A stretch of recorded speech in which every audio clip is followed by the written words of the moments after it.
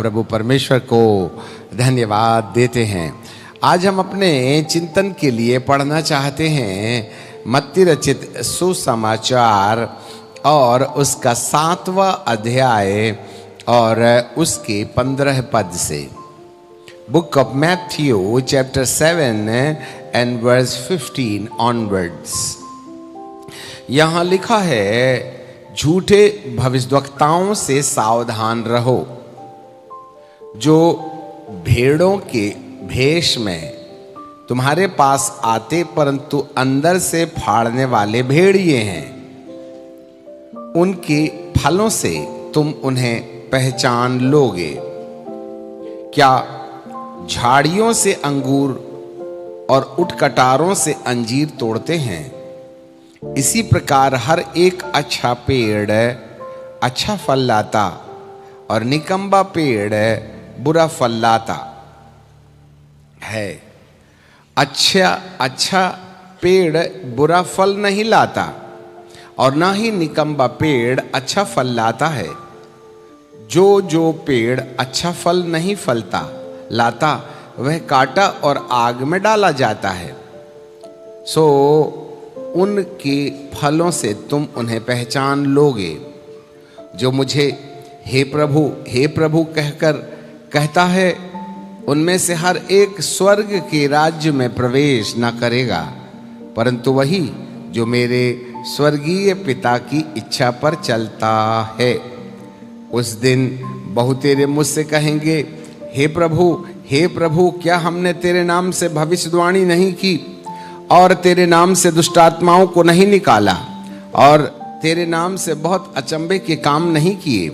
तब मैं उनसे खुलकर कह दूंगा कि मैंने तुमको कभी नहीं जाना। हे कुकर्म करने वालों, मेरे पास से चले जाओ। इसलिए जो कोई मेरी ये बातें सुनकर उन्हें मानता है, वह उस बुद्धिमान की नाई है ठहरेगा, जिसने अपना घर चट्टान पर बनाया और मेघ वर्षा और बाढ़ें आईं और आंधियां चलीं और उस पर टक्कर लगी, परंतु वह नहीं गिरा, क्योंकि उसकी नींव चट्टान पर डाली गई थी। पिता परमेश्वर हमारे वचनों पर चिंतन के विषय आशीष दे। प्रभु परमेश्वर को धन्यवाद। यहाँ पर भविष्यद्वक्ता, ये भविष्यद्वक्ता होता क्या है? आज भविष्यद्वक्ताओं के मामले में बहुत सी अजीब और गरीब चर्चाएं हैं। भविष्यद्वक्ता का मतलब है परमेश्वर की बातों को लेकर मनुष्यों तक पहुंचाना। मूसा को परमेश्वर ने कहा, जब बाबा मूसा ने कहा, मैं तो बोलने में तोतला हूं, लोग मेरी बात सुन करके मिस्री लोग इजराइलियों को छोड़ने के लिए मेरी बात नहीं सुनेंगे और ना ही इजराइली मेरी बात मानेंगे। परंतु प्रभु परमेश्वर ने कहा, देख तेरा भाई हारून तुझसे मिलने आ रहा है और तू उसका परमेश्वर ठहरना और वह तेरा नबी कहलाएगा। अर्थात जो बात मैं मूसा को बोलूँगा उस बात को तू हारून को बताना, और हारून जो है लोगों के सामने इस बात को जो मैंने तेरे मन के अंदर में डाल रखी है उसे प्रकट करेगा। अर्थात परमेश्वर की बातों में से लेकर के लोगों तक पहुंचाने वाले माध्यम को नबी या भविष्यद्वक्ता कहते हैं। कोई जरूरी नहीं है कि भविष्य की बातें बताई जाएं। आज आदतन ऐसा होता है कि जब कभी किसी व्यक्ति के गुप्त बात के विषय में प्रकट कर देवे, तो 9 वरदानों में से पहले 2 वरदान हैं, ज्ञान का वरदान और बुद्धि का वरदान। ज्ञान के वरदान के अंतर्गत आपके जीवन के अंदर जो केवल आप जानते हैं बीते कल में, क्या क्या घटनाएं घटी हैं उसके बारे में आपके बताए बिना पवित्र आत्मा या व्यक्ति इस बात को जान लेता है कि आपके साथ इस प्रकार की बीते कल में घटना घटी थी। इसे ज्ञान कहते हैं। और ज्ञान में पवित्र आत्मा बीते कल की कहानी बोलता है कि तुम्हारा 3 बार एक्सीडेंट हुआ, तुम्हारे पेट में दर्द है, तुम्हारे जेब में इतना नोट है, तुम्हारे पास में बीते कल में इस प्रकार की घटनाएं घटी। ये है वर्ड ऑफ नॉलेज, अर्थात ज्ञान का वरदान। बाइबल का ज्ञान नहीं है। किसी व्यक्ति विशेष, किसी वस्तु और स्थिति के बारे में जानकारी नहीं होने के बावजूद भी एक व्यक्ति उसको पवित्र आत्मा की प्रेरणा से, प्रकाशन से जान लेता है कि इस व्यक्ति के साथ कल इस प्रकार की घटना घटी थी। उसे हम ज्ञान का वरदान कहते हैं। और जब कभी कोई ज्ञान का वरदान किसी व्यक्ति के जीवन के अंदर काम में आता है तो उस वरदान के साथ साथ एक और वरदान का होना जरूरी है और उसको बुद्धि का वरदान कहते हैं। जरा ध्यान से सुनिएगा बाहर वाले। बुद्धि के द्वारा किसी व्यक्ति के लिए, किसी वस्तु के लिए, किसी स्थिति के लिए परमेश्वर क्या चाहते हैं, वो उसके साथ क्या करना चाहते हैं, वो उसको कौन सा आदेश दे रहे हैं कि वो ऐसा करे। Knowing the mind of God for the person is called the wisdom. ज्ञान उसके बारे में जो सामने खड़ा है और बुद्धि परमेश्वर के मन में उस व्यक्ति के लिए क्या है, ये दोनों मिलकर के ज्ञान और बुद्धि का वरदान कहलाता है। इसे भविष्यवक्ता की श्रेणी में नहीं रखा जाता और धरती पर 99% इन्हीं 2 वरदानों को इस्तेमाल कर रहे हैं। वे बीते कल की कहानी बता देते हैं और यदि यथासंभव हो तो आगे कल की भी बातें बता देते हैं। आने वाले कल में परमेश्वर तुम्हारे साथ क्या करना चाहता है। ज्यादातर लोग बीते कल की कहानी बोल के रुक जा रहे हैं। बीते कल की कहानी बोल के रुक जा रहे हैं, परंतु आने वाले कल के बारे में बोलने का उनके पास कोई विषय नहीं रहता है। और यह एक विपरीत परिस्थिति है। यदि आपने बीते कल की कहानी बोली है तो आने वाले दिनों में आपके साथ परमेश्वर की क्या मनसा है। पर एक शर्त है कि यदि कोई आने वाले कल में जो होने वाला है उसके बारे में बोले तो उसका उस व्यक्ति के साथ उस प्रकार की घटना का घटना जरूरी है।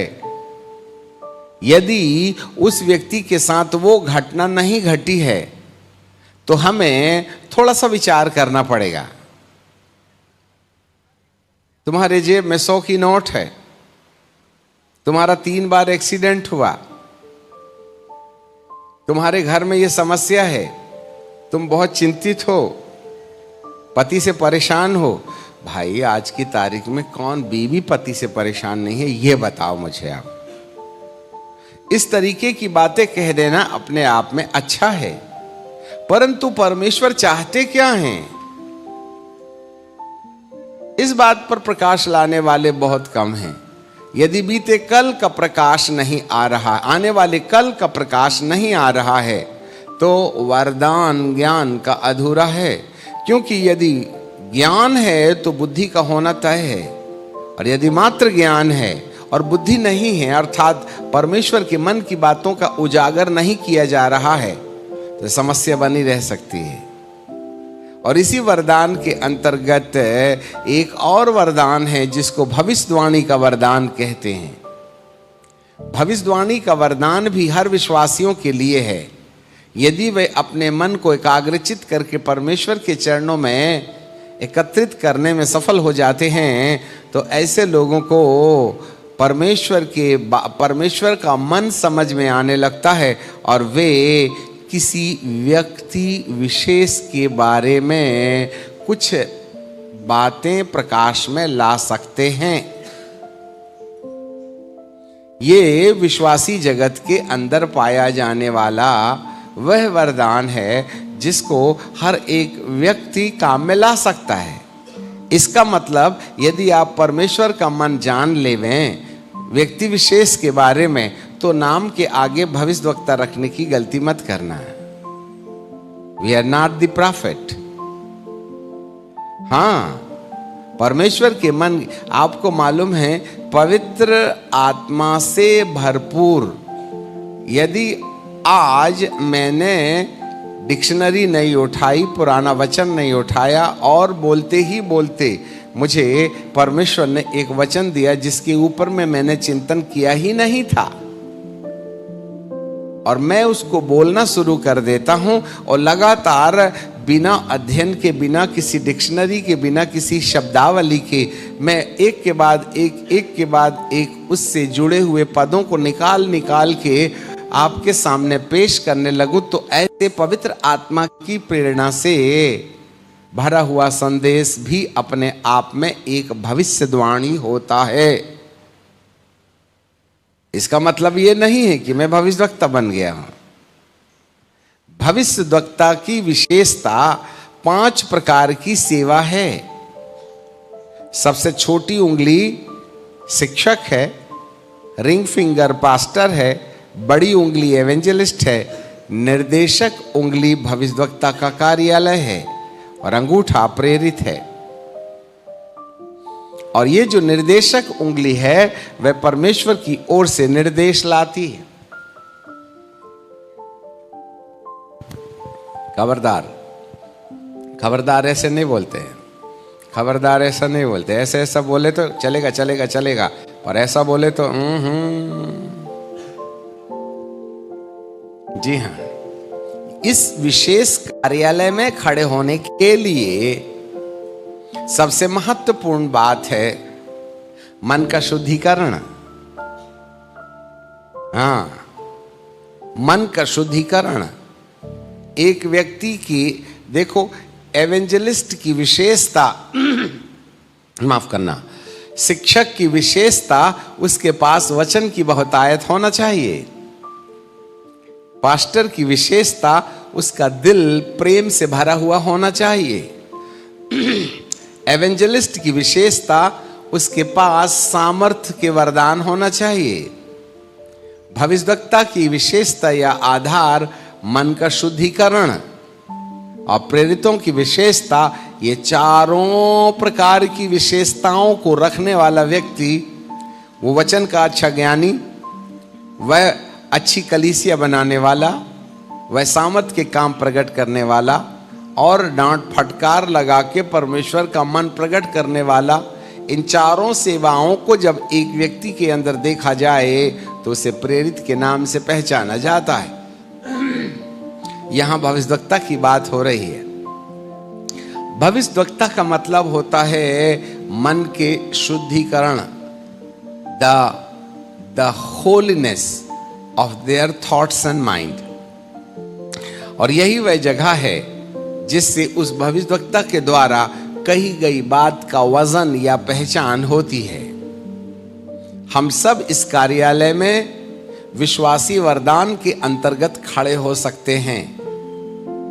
हाँ, शाऊल जब अपने पिता की गधी ढूंढने गया था तो परमेश्वर की योजना शामुएल के मन में प्रकट थी, और ढूंढते ढूंढते शाऊल शामुएल के पास जा पहुंचा कि मेरे पिता की गधी कहाँ खो गई है।